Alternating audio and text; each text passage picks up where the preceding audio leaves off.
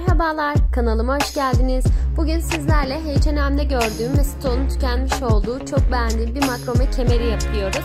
Sizin de beğeneceğinizi düşünüyorum. Şimdiden kolay gelsin. Öncelikle 7 metrelik kesmiş olduğum 6 tane ipi kemer tokasına bağlıyorum.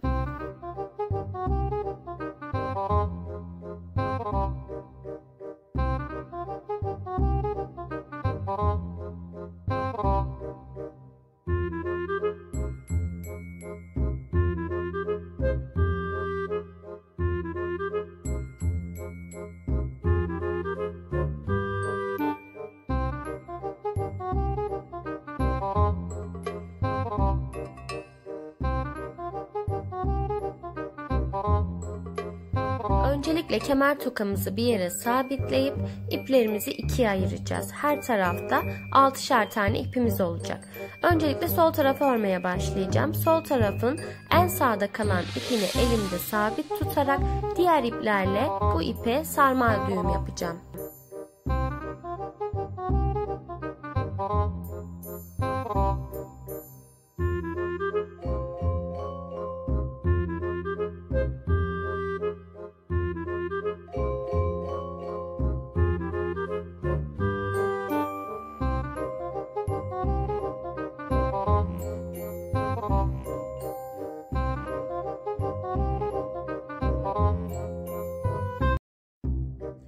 Sırayı bitirdim. İkinci sıra için en sağda kalan ipi yine elimde sabit tutuyorum ve diğer iplerle sarmal düğüm yapıyorum.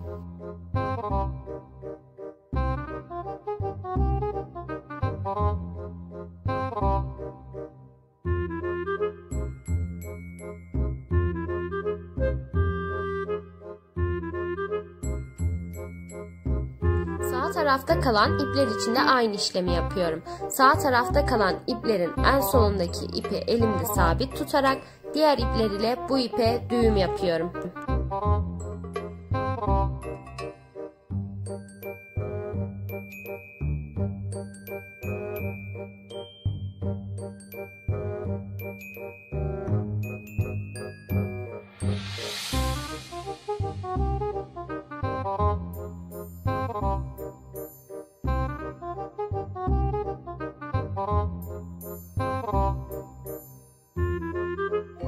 İlk sırayı bitirdim. İkinci sıra için yine aynı işlemi yapıyorum. En solda kalan ipi elimde sabit tutarak diğer iplerle düğüm atıyorum.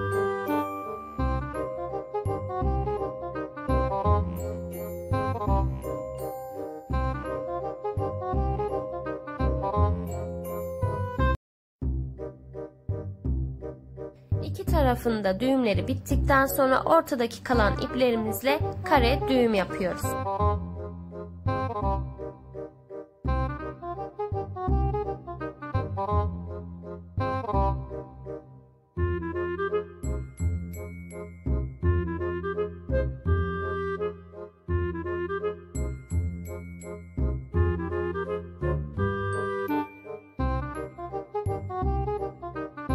Ortadaki ipleri ikiye ayırıyorum. Öncelikle sol tarafı öreceğim. En solda kalan ipi elimde sabit tutarak diğer iplerle düğüm yapıyorum.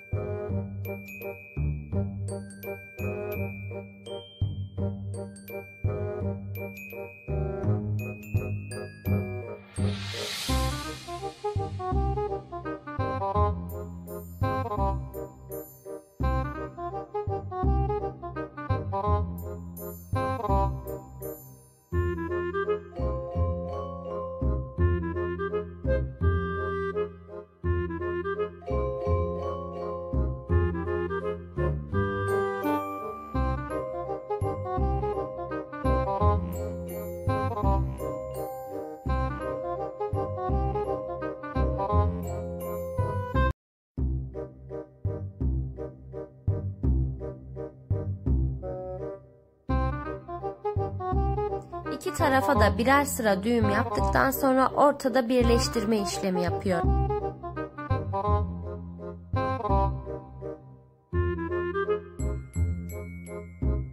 Tekrar sol taraftaki iplerime bir sıra düğüm yapıyorum.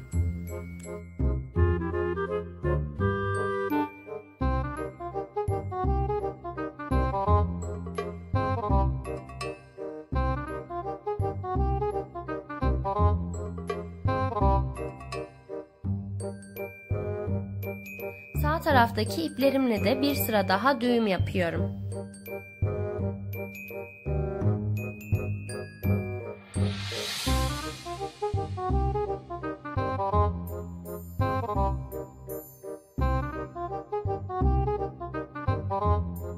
İki tarafın da düğümlerini tekrar birleştiriyorum. Modelimiz aslında bundan ibaret ama buradan sonra ikinci modele nasıl geçeceğimizi göstereceğim. Başlangıçta yaptığım gibi ipleri ikiye ayırıyorum. Öncelikle sol tarafa örüyorum. Sol taraf için en sağda kalan ipi elimde sabit tutarak 2 sıra sarmal düğüm yapıyorum.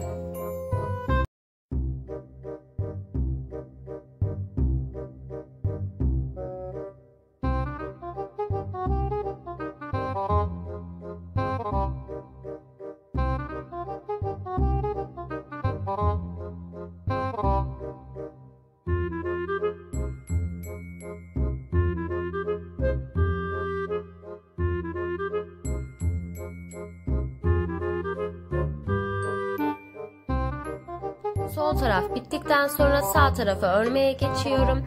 Sağ taraf için en solda kalan ipi elimde sabit tutarak 2 sıra sarmal düğüm yapıyorum.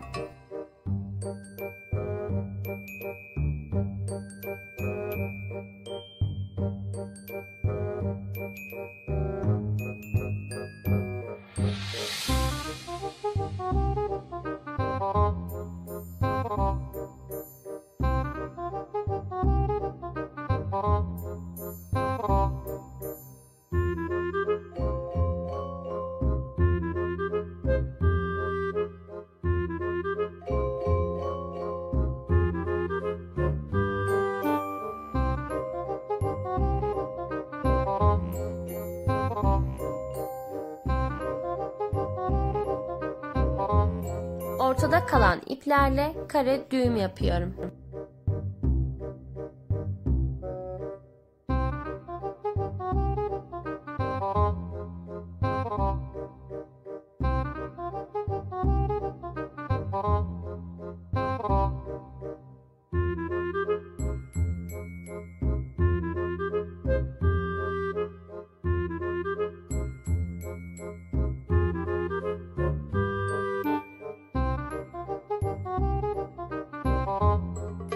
İplerimi tekrar ikiye ayırıp öncelikle sol tarafı örmeye başlıyorum. Daha sonra sağ tarafı öreceğim.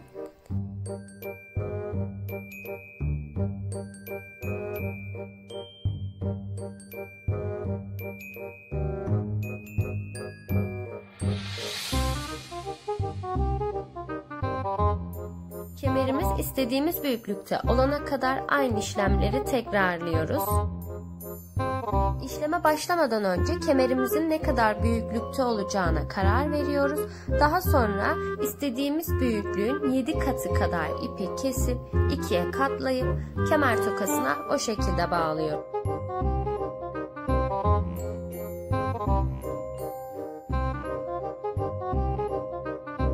Kemerimiz istediğimiz boyutta geldikten sonra en son sırada bir sıra daha sarmal düğüm yapıyoruz ve kemerimizi ters çevirip uçta kalan ipleri örgülerin arasında kaybediyoruz.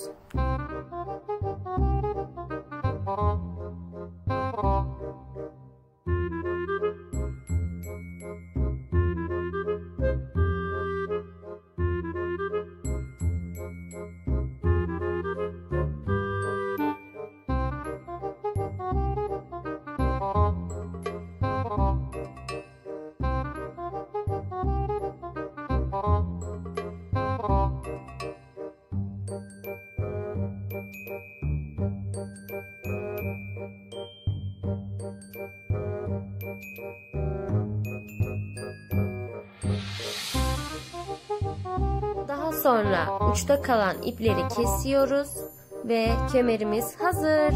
İzlediğiniz için çok teşekkür ediyorum. Eğer beğendiyseniz beğen butonuna basmayı ve abone olmayı unutmayın.